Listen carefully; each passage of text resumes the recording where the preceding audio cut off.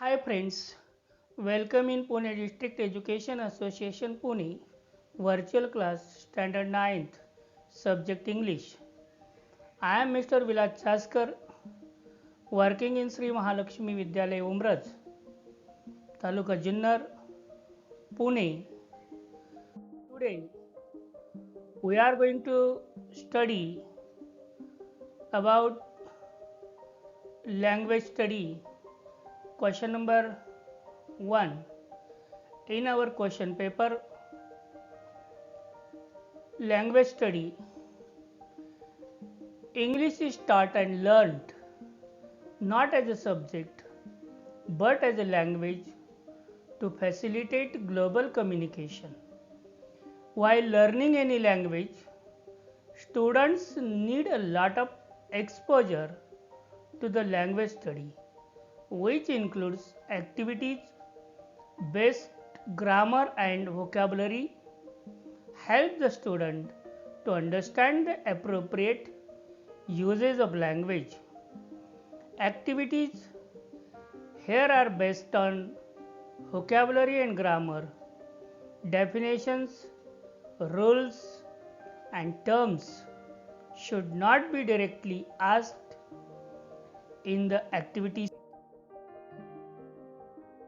Section number 1 Language study. It is for 10 marks in our question paper. मुलांनो, आपल्या प्रश्नपत्रिकेमध्ये section 1 language study हा जो भाग आहे तो 10 मार्कासाठी आपल्याला विचारला जातो आणि यामध्ये दिलेले जे ॲक्टिव्हिटीज आहे त्या ॲक्टिव्हिटीज सिंपल, मीडियम आणि चॅलेंजिंग स्वरूपाचे आहेत. ह्या तीनही प्रकारच्या ॲक्टिव्हिटीज फार सोप्या आहेत. या प्रश्नामध्ये 10 पैकी 10 मार्क्स आपल्याला सहज मिळतात. The difficulty wise distribution of marks in a language study. Section number 1 language study. There are 2 samples. Skill or testing items are asked in question number 1A and question number 1B. Question number 1A language study, it is for 8 marks. Question number 1B language study, it is for 2 marks. प्रश्न पहिला यामध्ये आपल्याला sample ए आणि sample बी अशा 2 language स्टडीजच्या activities विचारल्या जातात. पहिली एची जी ॲक्टिव्हिटी आहे ती आपल्याला 8 मार्काला विचारली जाते आणि बीची जी ॲक्टिव्हिटी आहे ती आपल्याला 2 मार्काला विचारली जाते. It is for 10 marks. Simple activities for 4 marks. 4 मार्काच्या आपल्याला साध्या ॲक्टिव्हिटीज विचारल्या जातात. Medium level activities for 4 marks. मध्यम स्वरूपाच्या ज्या कृती आहेत त्या कृती आपल्याला 4 मार्कासाठी विचारल्या जातात. Challenging activities for 2 marks. काही ॲक्टिव्हिटीज ह्या चॅलेंजिंग स्वरूपाच्या असतात, विचार करायला लावणाऱ्या असतात, त्याला 2 मार्क्स आहे. असे एकूण 10 मार्काच्या ॲक्टिव्हिटीज आपल्याला सेक्शन ए लँग्वेज स्टडीमध्ये विचारल्या जातात. Look at question number 1 language study for 10 marks. प्रश्न पहिला लँग्वेज स्टडी हा 10 मार्कासाठी विचारला जातो. 6 simple and medium activities based on vocabulary and grammar with options. 6 activities हे आपल्याला साध्या आणि मध्यम स्वरूपाच्या विचारल्या जातात. त्या व्होकॅब्युलरी आणि ग्रामर यावर विचारल्या जातात आणि त्यातल्या आपल्याला 4 ॲक्टिव्हिटीज फक्त सोडवायच्या आहेत. प्रत्येक ॲक्टिव्हिटीजला 2 मार्क आहे. Question number 1A do as directed, attempt any 4. विचारलेल्या ज्या 6 ॲक्टिव्हिटीज आहेत त्यामधल्या फक्त 4 ॲक्टिव्हिटीज आपल्याला सोडवायच्या आहेत. त्याला 8 मार्क्स आहे. Sample number 1 complete the words or spelling by using correct letters. Fill in the missing letters. ह्या 3 प्रकारच्या कृतीमधली एक कृती आपल्याला या ठिकाणी विचारली जाते. कंप्लीट द वर्ड्स विचारले जाईल, किंवा spelling by using correct letters विचारली जाईल, किंवा fill in the missing letters अशा स्वरूपाची ॲक्टिव्हिटी विचारली जाईल. Complete the following words by using correct letters. या ठिकाणी आपल्याला complete the following words by using letters दिलेले जे 4 शब्द आहेत त्या 4 शब्दामधलं एक अल्फाबेट्स या ठिकाणी त्यांनी मिस केलेलं आहे आणि ते योग्य अल्फाबेट्स लिहून आपल्याला हे शब्द पूर्ण करायचे आहे. पहिला शब्द आहे M.SIC. दुसरा शब्द आहे HAR.H. तिसरा शब्द आहे DR.NK. चौथा शब्द आहे CRO.D. Look at the answer. Music. Next, harsh. Next, drink. Next, crowd. अशा पद्धतीनं ही 2 मार्काची ॲक्टिव्हिटी आपल्याला सोडवायची. Then second activity, put the words in alphabetical order. या ठिकाणी आपल्याला A to Z च्या क्रमाने दिलेली कृती करायची आहे. आपल्याला 2 प्रकारच्या कृती दिलेल्या असतात. त्यातली पहिली कृती आहे words begin with different letters and words begin with same letters. 4 शब्द आपल्याला वेगवेगळ्या अल्फाबेट्सनं सुरू झालेले दिलेले असतात आणि दुसऱ्या ॲक्टिव्हिटीमध्ये 4 शब्द आपल्याला सेम अल्फाबेट्स, सारख्याच अल्फाबेट्सनं सुरू झालेले दिलेले असतात. Look at the first activity, warrior, daughter, unless, attack. ह्या 4ही शब्दांमध्ये प्रत्येक पहिलं जे अल्फाबेट आहे ते वेगळ्या प्रकारचं आहे. अशी एक ॲक्टिव्हिटी दिली जाते. आणि दुसरी जी ॲक्टिव्हिटी आहे त्यामध्ये ॲक्टिव्ह, ॲबिलिटी, ऑलवेज, अकाउंट. ह्या 4ही शब्दामधलं पहिलं जे अल्फाबेट आहे ते 4ही शब्दात सारखं आहे. ए ह्या अल्फाबेटनं 4ही शब्दांची सुरुवात झाली. Look at the first activity, attack, daughter, unless, warrior. Then look at the next activity, ability, account, active, always. अशा पद्धतीची ही अल्फाबेटिकल ऑर्डरची ॲक्टिव्हिटी आपल्याला विचारली जाते. Then question number 1, activity number 3, punctuate the following. दिलेल्या वाक्यामध्ये योग्य विरामचिन्हांचा वापर करा.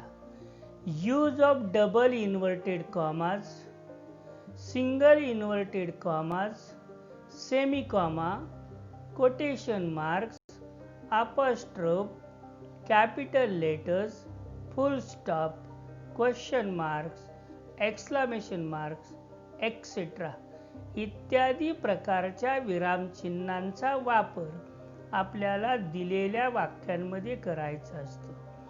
दिलेली जी वाक्य आहेत त्या वाक्यांच्या प्रकारानुसार वरील योग्य विरामचिन्हांचा वापर करून ती वाक्य आपल्याला पुन्हा लिहायची असतात. She replied, I am working for science. या वाक्यामध्ये एक निवेदक आहे आणि त्या निवेदकाने त्याच्या तोंडचं जे वाक्य आहे ते वाक्य या ठिकाणी म्हटलेलं आहे. सी रिप्लाइड, यामध्ये सी ह्या निवेदकानं असं सांगितले, I am working for science हे त्याचं कथन आहे. पण निवेदक, क्रियापद आणि कथन या दोघांमध्ये सेपरेशन करण्यासाठी, विभागणी करण्यासाठी स्वल्प विरामाचा वापर केला जातो.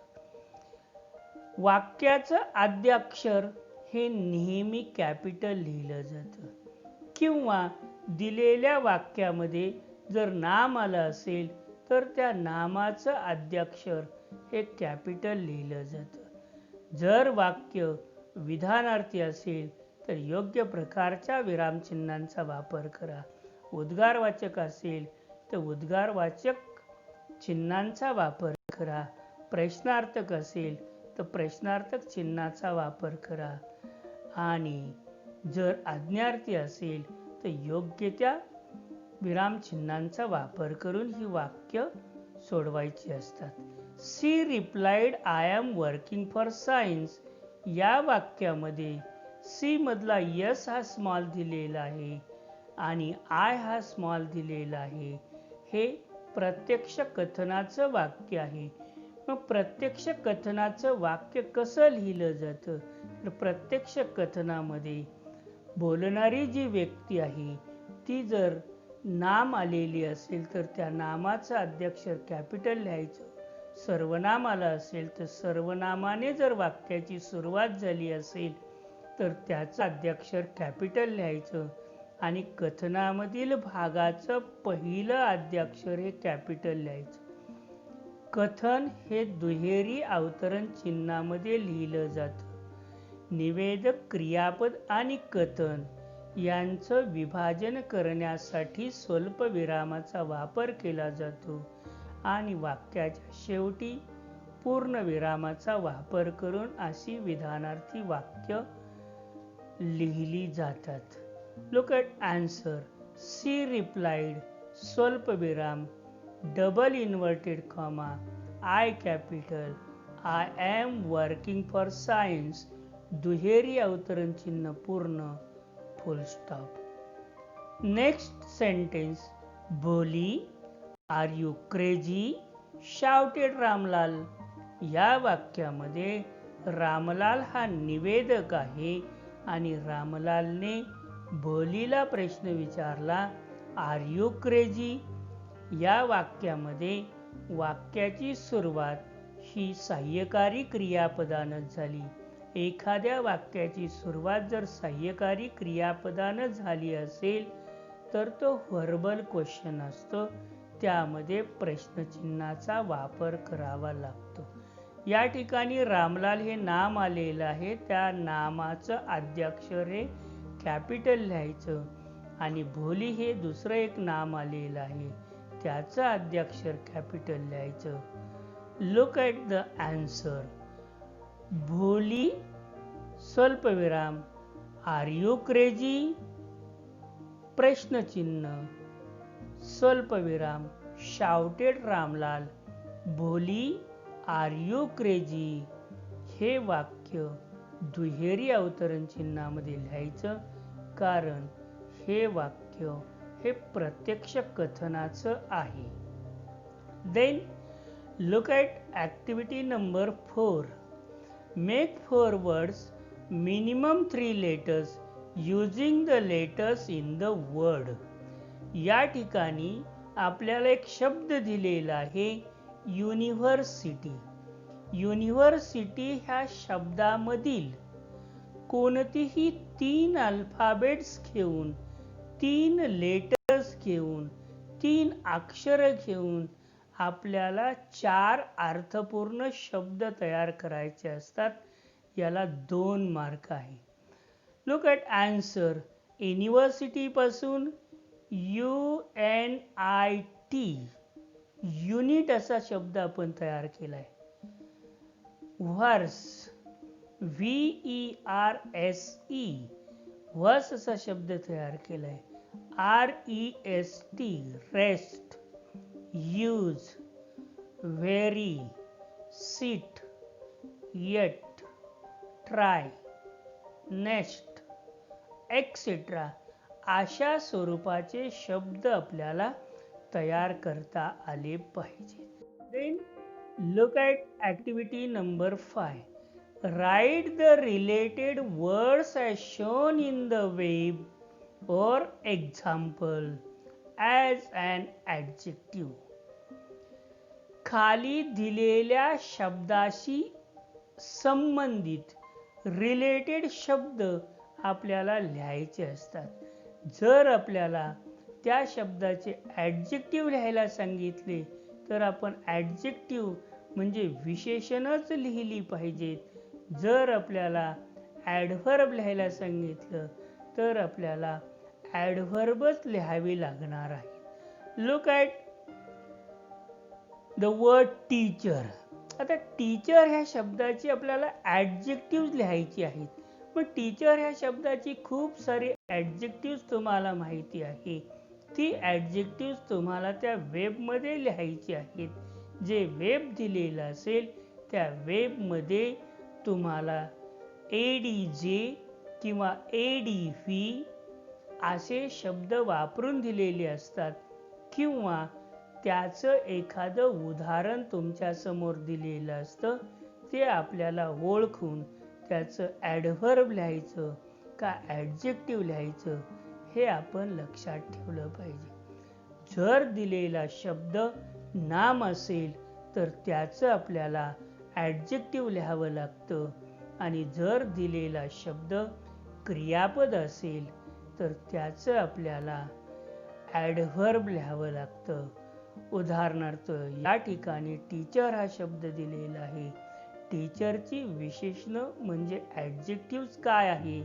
पहिलं ॲडजेक्टिव्ह टॅलेंट, दुसरं ॲडजेक्टिव्ह आहे ॲक्टिव्ह, तिसरं ॲडजेक्टिव्ह आहे कोऑपरेटिव्ह आणि चौथं ॲडजेक्टिव्ह आहे हॉनेस्ट. अशा पद्धतीनं हे वेब आपल्याला पूर्ण करायचं आहे. याच्यासाठी 2 मार्क्स आहे. Activity number 5, write the related words as shown in the web for example as an adverb. आता या ठिकाणी आपल्याला क्रिया विशेषणं लिहायची आहेत. दिलेला जो शब्द आहे उदाहरणार्थ रीड हे क्रियापद आपल्याला दिलेलं आहे आणि या क्रियापदाची क्रिया विशेषणं आपल्याला लिहायची आहे. क्रियापदाची नेहमी क्रिया विशेषणं येतात आणि नामाची नेहमी विशेषणं येतात. आता रीड ह्या क्रियापदाची काय विशेषणं आहेत? खूप सारी विशेषणं तुम्हाला रीड ह्या क्रियापदाची किंवा कोणत्याही क्रियापदाची माहीत असतात. फार सोपी ॲक्टिव्हिटी आहे. रीड ह्या क्रियापदाची ॲडव्हर्ब क्रियाविशेषणं काय आहेत? पहिलं क्रियाविशेषण आहे properly. Read properly. Then read loudly. Loudly हे विशेषण आहे. तिसरं ॲडव्हर्ब आहे रीड केअरफुली. केअरफुली हे क्रियाविशेषण आहे आणि चौथं क्रियाविशेषण आहे silently. Read silently. Properly, लाऊडली, carefully आणि सायलेंटली असे 4 शब्द आपण लिहिले की आपल्याला याचे 2 मार्क्स मिळतात. आपण हे लक्षात ठेवायचे ॲडव्हर्ब लिहायचं की ॲडजेक्टिव्ह लिहायचे, काय विचारले हे आपल्याला निश्चित माहीत असलं पाहिजे. Activity number 6, complete the word chain of noun. Add 4 words each beginning with the last letter of the previous word. ह्या ॲक्टिव्हिटीमध्ये आपल्याला वर्ड चेन करायची.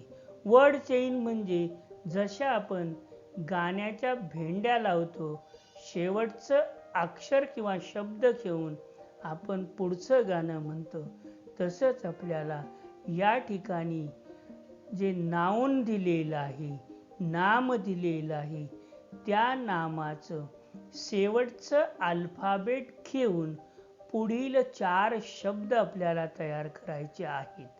तर या ठिकाणी नाम आपल्याला स्कूल हे दिलेलं आहे.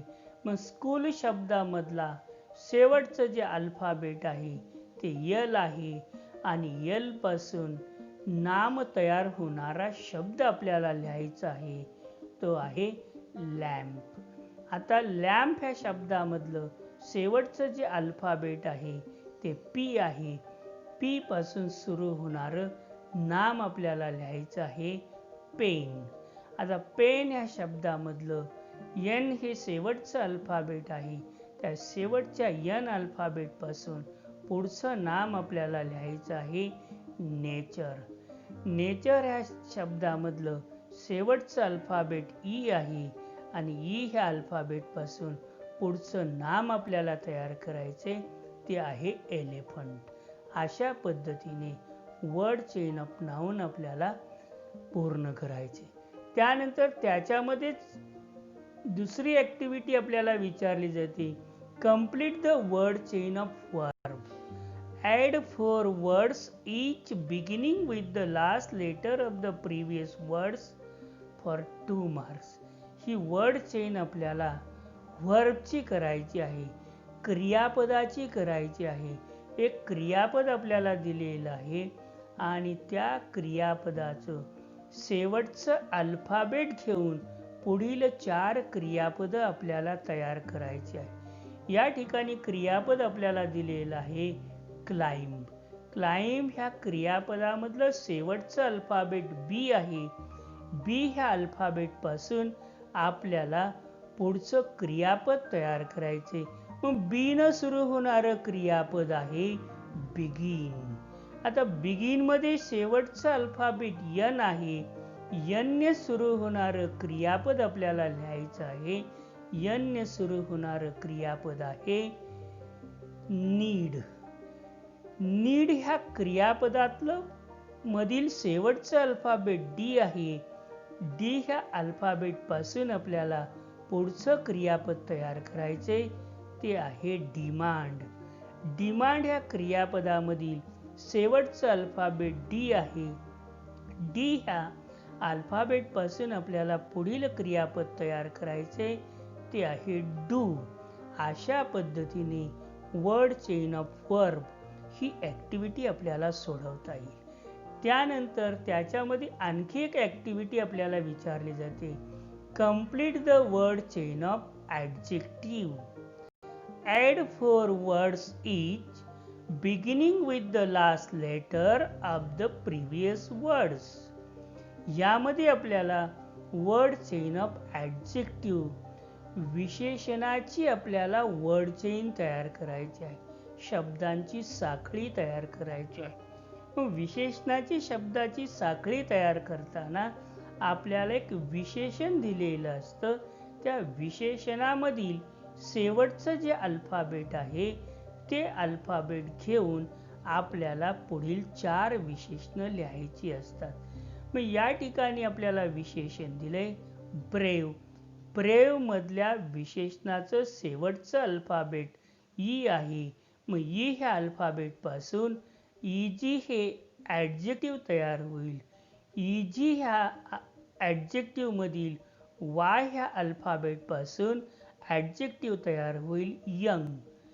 यंग ह्या ॲडजेक्टिव्हचा शेवटचा अल्फाबेट आहे जी. जी ह्या अल्फाबेटपासून पुढचं ॲडजेक्टिव्ह तयार होईल गुड. गुड ह्या ॲडजेक्टिव्हपासून पुढचं अल्फाबेट तयार होईल डिसेंट. अशा पद्धतीनं ॲडजेक्टिव्हची ॲक्टिव्हिटी आपल्याला सोडवायची आहे. यामध्ये word chain of noun, word chain of verb, word chain of and adjective या 3 मधली एक ॲक्टिव्हिटी आपल्याला वर्ड चेनसाठी विचारली जाते. 3ही ॲक्टिव्हिटीमध्ये जर नाउन सांगितलं असेल तर सगळी नावं तयार करा. जर क्रियापदं सांगितली असतील सगळी क्रियापदं तयार करा. ॲडजेक्टिव्ह सांगितले असतील सगळे ॲडजेक्टिव्ह तयार करा. अशा पद्धतीनं ह्या 6 ॲक्टिव्हिटीज सोडवायच्यात. ह्या 6 ॲक्टिव्हिटीजमधल्या फक्त 4 ॲक्टिव्हिटीज आपल्याला सोडवायच्यात. प्रत्येक ॲक्टिव्हिटीला 2 मार्क आहेत. अशा पद्धतीनं ह्या सगळ्यात सोप्या ॲक्टिव्हिटीज आहेत. त्यानंतर क्वेश्चन नंबर 1 बी लँग्वेज स्टडी. यामध्ये आपल्याला 2 मार्काचा भाग विचारलेला असतो. यामध्ये 4 ॲक्टिव्हिटीज आपल्याला दिलेल्या आहेत. पहिल्या ॲक्टिव्हिटीजमध्ये एकास एक वर 2 ॲक्टिव्हिटीज दिलेल्या आहेत आणि दुसऱ्या सॅम्पलमध्ये एकास एक वर 2 ॲक्टिव्हिटीज दिलेल्या आहेत. Sample number 1 Do as directed. Attempt any one. Look at activity number first. Make a meaningful sentence by using the phrase be able to. Be able to ही जी फ्रेज दिलेली आहे त्या फ्रेजचा आपल्या वाक्यात वापर करून एक अर्थपूर्ण वाक्य तयार करायचं आहे. अशा पद्धतीची ही ॲक्टिव्हिटी आहे. ह्या ॲक्टिव्हिटीला 1 मार्क आहे. त्याचं उत्तर आहे I am able to speak English fluently. या ठिकाणी बीचा अर्थ आहे सहाय्यकारी क्रियापद आणि त्यानंतर एबल टू, बी एबल टूचा वापर करा. याचा अर्थ helping verb plus able to अशा पद्धतीने वापर करावा. त्यानंतर त्या ॲक्टिव्हिटीला वर दुसरी ॲक्टिव्हिटी आहे add a clause to expand the sentence meaningfully.